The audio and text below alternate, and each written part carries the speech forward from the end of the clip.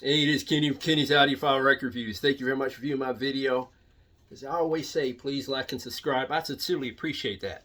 In this video, I'm going to review a very nice mono record, a very nice jazz mono record, and also I'm going to briefly review a jazz fusion record from the early 80s. I think it came out in 1982.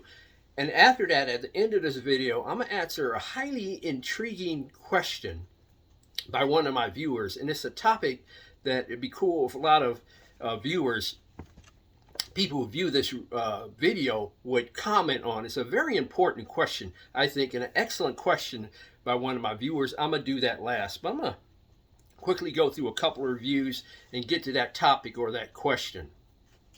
And I'm going to start with this album. I believe this came out in 1957. It's called Whims of Chambers, the Paul Chambers Sextet. This particular version of the record was issued by Analog Productions. I forgot what year it was produced. I don't think this is in press at the moment. This is a 45 RPM version of the record, but I'm sure it's available on other formats like CD and other formats. I'll tell you the players on this album: Paul Chambers, bass; Donald Byrd, trumpet; John Coltrane, tenor sax; Kenny Burrell, guitar; Horace Silver, piano; Paul Chambers, bass, I mentioned him already; Philly Joe Jones, drums. Another jazz all-star team as far as I'm concerned. Again, this is a mono record, again a 45 RPM version of a record. This is not a gatefold by Analog Productions. It is not. There's a little, I think it may have been a limited issue because there's a number on the back. I'll show you one of the labels. 45 RPM version. But check out some of the other versions of this if you're interested in this record, or listen to it on YouTube. See if you like the music of this great mono record. This very nice mono recording. I'll show you the song listing if I failed to do that.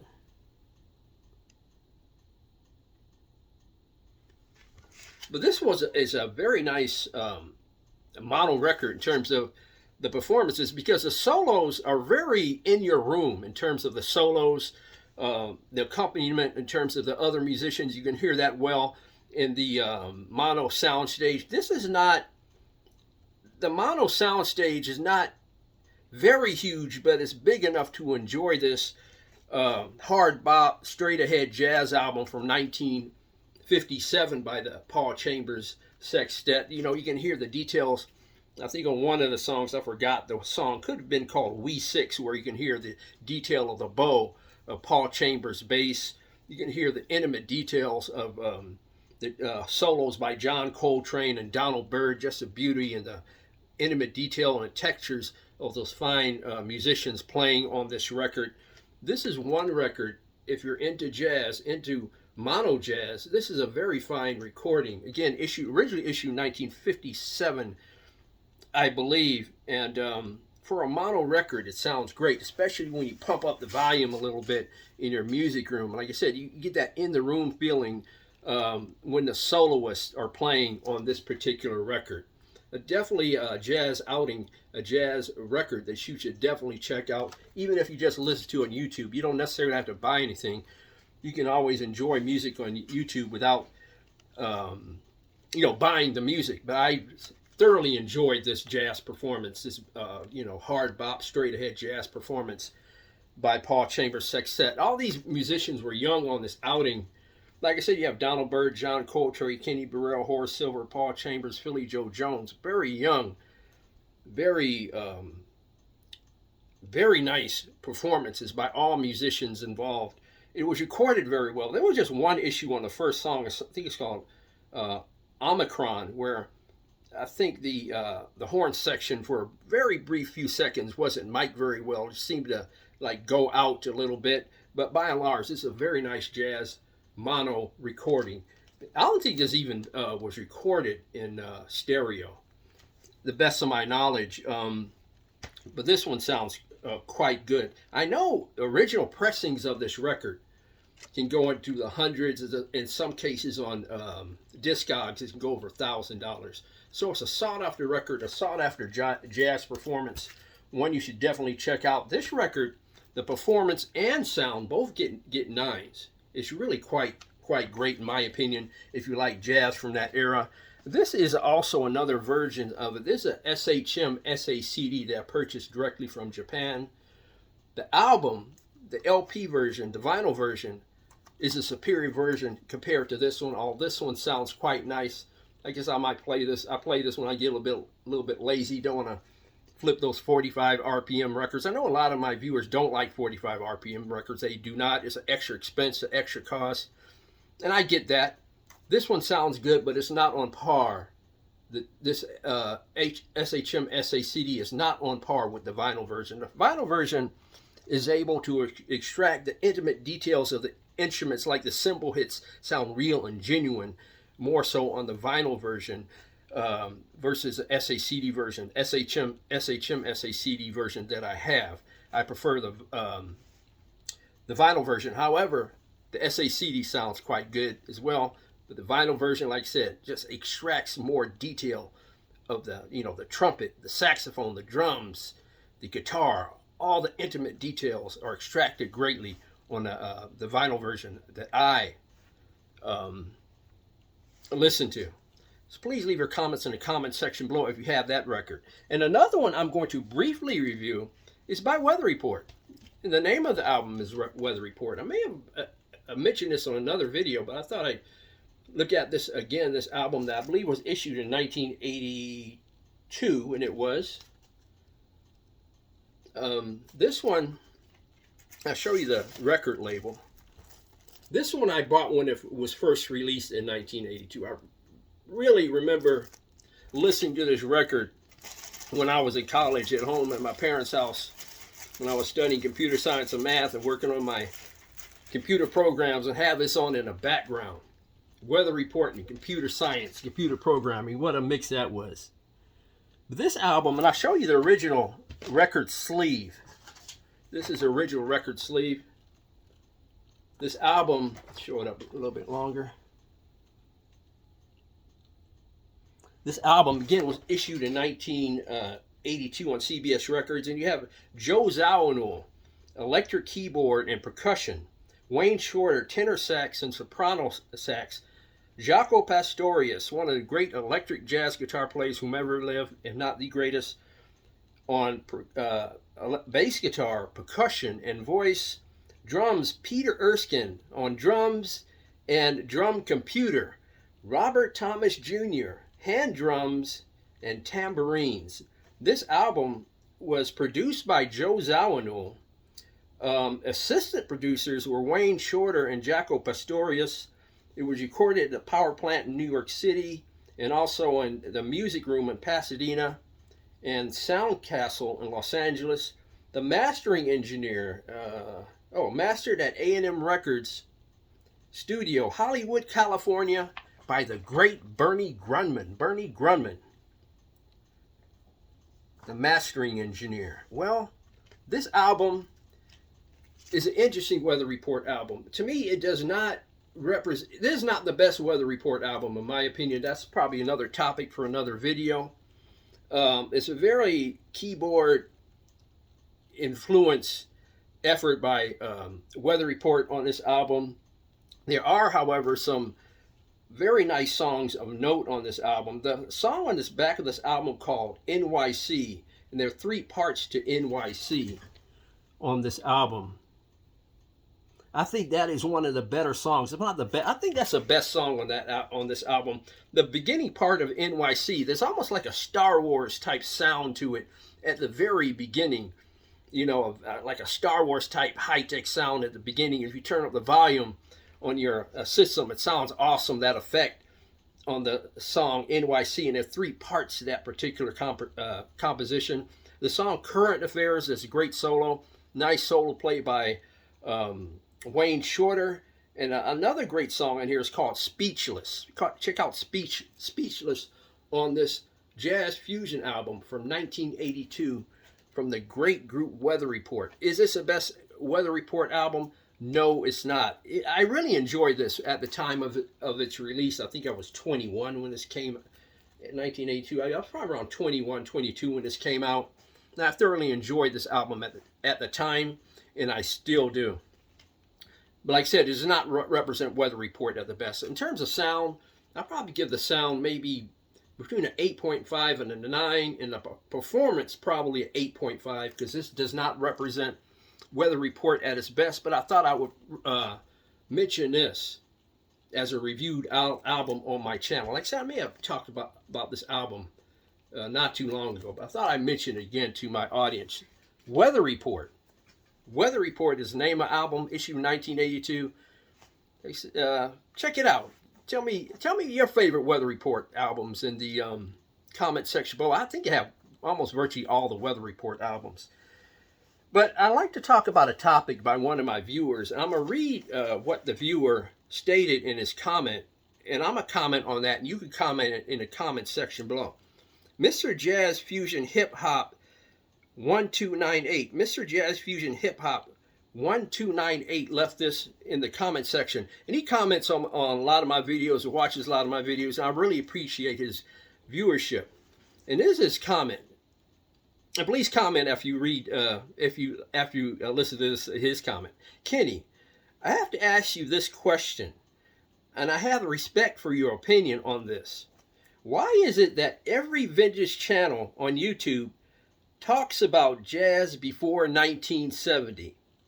It is like all that is discussed. There are also so many great albums that were made after 1970, but no one says a word about that period. You know, that's what he says. It seems like all those so-called jazz lovers are living in the past and never move forward.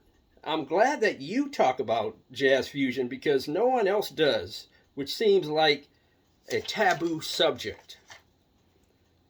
I thought music was supposed to evolve and not go backwards. I misquoted that. I thought music was supposed to evolve forward, not backwards. This is just my opinion. That's from one of my viewers, Mr. Jazz Fusion Hip Hop 1298.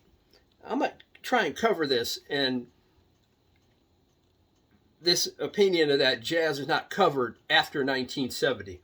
I think a lot of jazz lovers, a lot of jazz aficionados, if you will, consider jazz before 1970 almost like a golden era in jazz. When you talk about take the 50s and 60s up to around 1970, they think of that as a golden era with a lot of the jazz greats coming out of the 50s, probably 40s as well, 30s as well. But they think of that as a golden era. I mean, you have like Charlie Parker, Charles Lloyd, you know, Dave Brubeck, Bill Evans, Ornette Coleman, Coleman Hawkins, Sarah Vaughan, Ella Fitzgerald, the Modern Jazz Quartet, Grant Green, John Coltrane, Chet Baker. There are many, many other greats that I did not mention. And a lot of people think of that era as a golden era, a golden stage, a golden era which you had jazz express itself like no other era or period before. And there's a gold mine, a treasure trove of albums from that era that have not been reissued, oh, by the way. And a lot of people a lot of jazz aficionados tend to go towards that period. I know 1959 is considered the greatest year in jazz, as a matter of fact, where you had, you know, by Charles Mingus, Kind of Blue, Miles Davis, Dave Brubeck, his Time Out album, Ornette Coleman, so many other great albums coming out of 1959. So I think there's a treasure trove of great jazz performances, great jazz legends who came out of that era. And after 1970, I think a lot of people think that there was a lull or a disconnect with jazz, because at that time, you know, in the late 60s, throughout the 70s, you had the influx of jazz fusion. And after that, you had the influx of smooth jazz, with a lot of jazz aficionados are not fans of. And also, before I continue, a lot of reissue companies like Impex Records, Analog Productions, Acoustic Sounds, so many others that reissue, gosh, I'm drawing a blank, but so many of these company craft recordings, they reissue eras from that records from that era, because I think in their mind that is what the public wants to buy. I really do. Is it a misstep or a miscalculation by these reissue companies and some of these YouTubers who do these channels like me? I must admit, I don't talk about jazz fusion that much either. I do, but just a little bit, not as much. I mainly concentrate on jazz before 1970 as well, because I guess in our minds that's what the public wants to hear. That's what the public wants to talk about. That's what the public perceives as the greatest era in jazz history, somewhere around that, before 1970. Do I think jazz after 1970 could be covered better? The answer is yes. You had some legendary jazz performances during that era. I mean, you had, in jazz fusion, it was like a golden era for jazz fusion, where you had the Mahavishnu Orchestra with John McLaughlin and his infused electric guitar latent playing and displayed via jazz fusion. You had Chick Corea and his sound. You know, both of them influenced by Miles Davis. You had Miles Davis and his sound. Weather Report that I just mentioned and their sound. Many other bands, Billy Cobham, Jaco Pastorius, many other great giants, great legends that could be displayed and mentioned via these YouTube channels. That being said, I think the golden era that I think people think is a golden era is pre-1970. They think that is the sweetheart of an era, the era they want to hear and talk about the most. And I think that's probably the reason why, like I said, should jazz be covered more after 1970? I think it should be. There's no doubt about it, because you also have great jazz from that era either. It's not just jazz fusion from that era. It's great jazz. Is there a drop? I have to answer this question. Do you think there's a drop off in the performances and the performers after 1970? You know, I mentioned some at the beginning of this topic. You know, Charles Mingus, Dave Brubeck, Miles Davis, and so on and so forth. In terms of playing at least traditional jazz, do you think there's been a drop off in terms of the performances and the albums after 1970, in terms of legendary, great recordings, great performances? Do you think there's a drop off after 1970? Perhaps there is, but there was still great jazz, and there's still great jazz to this day. Something that I want to get into if I continue with my channel is to present new and upcoming jazz artists in my videos, but there's an expense involved with that, and I can't always buy all these records to demo on my channel. And I think that's a mistake and a miscalculation, because there's some great artists today, maybe not in the same volume as there was in the 40s, 50s, 60s, that maybe not the same volume in terms of legendary artists. And the viewer, Mr. Jazz Fusion Hip Hop 1298, left this comment. I thought music was supposed to evolve forward, not backwards. Well, you can make that statement about many different genres, just like in pop music. In my mind, the golden era in pop music and rock music was, the 70s and the 60s. I don't think it's now, even though I must admit I'm out of touch with the current scene. But when I think of golden eras for pop music, it's definitely not now. Pop music is not moving forward in a positive way, in my opinion. So I think that applies more than to just jazz, in my opinion. But at the end of the day, I think 1970s, 1980s jazz should be covered probably more on these YouTube channels. But these these YouTubers are going to presenting music that some of their fans want to hear, and that is vintage jazz from the 50s, 60s. That's my opinion. But please leave your comments in the comment section below. And I have to say this. I mentioned in another video, gosh, it could have been a year or two ago, that maybe my audience should try doing YouTube videos. And those of you who don't think that jazz is covered properly after 1970, that is an opportunity for you out there to get your YouTube channel going and present your vision, your view, your concept of jazz and how it should be covered via YouTube video. Maybe you can be one of the first to fill that void. Just a comment. But please leave your comments in the comment section below on that topic. and the 2 records reviewed in this video. And also, if you want to contribute to my channel via the PayPal donation link in the description below, I'd really appreciate that, because that goes towards me buying records to review on this channel. I would appreciate that consideration. And also, there are some Amazon affiliate links in the description below for products to sell. I get a commission for those products. But even if you don't buy those products and go through those links and buy something that you actually want to purchase, I'll get a commission for that purchase as well, just as long as you go through those links in the description below and purchase it through Amazon. Just as long as you go through those links, I'll get a commission for that sale as well. But please consider that PayPal donation link in the description below. That will really help me out in purchasing new vinyl to review on this channel. Thank you very much for viewing my video. Please leave your comments about that topic and the records in the comment section below. Please comment, please like and subscribe. God bless, strong love, and more important than music, let's keep the peace worldwide.